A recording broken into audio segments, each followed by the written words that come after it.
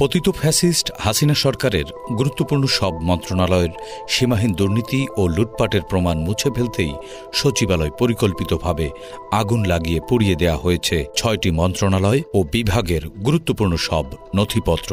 সচিবালয়ের ৭ নম্বর ভবনের যে কয়টি তলা আগুনে পুড়েছে সেগুলোতে রয়েছে যুব ও ক্রীড়া মন্ত্রণালয়, ডাক, টেলিযোগাযোগ ও তথ্য প্রযুক্তি মন্ত্রণালয়, স্থানীয় সরকার, পল্লী উন্নয়ন ও সমবায় মন্ত্রণালয়, শ্রম ও কর্মসংস্থান মন্ত্রণালয়, অর্থ মন্ত্রণালয়, সড়ক পরিবহন ও সেতু মন্ত্রণালয়ের বিভিন্ন বিভাগ। এসব মন্ত্রণালয়ের দায়িত্বে ছিলেন আওয়ামী লীগের সাধারণ সম্পাদক ওবায়দুল কাদের, প্রধানমন্ত্রী পুত্র সজীব ওয়াজেদ জয়, আ.হ.ম. মোস্তফা কামাল ও নাজমুল হাসান পাপনের মতো বিতর্কিত নেতারা, যাদের হাত ধরেই এসব মন্ত্রণালয় ও বিভাগে দুর্নীতি ও লুটপাট হয়েছে সবচেয়ে বেশি।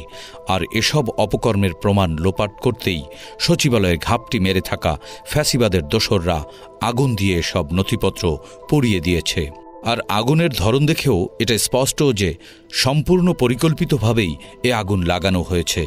কারণ আগুনটা লেগেছে ৬ তলা, ৯ তলার পাশাপাশি মাঝেও।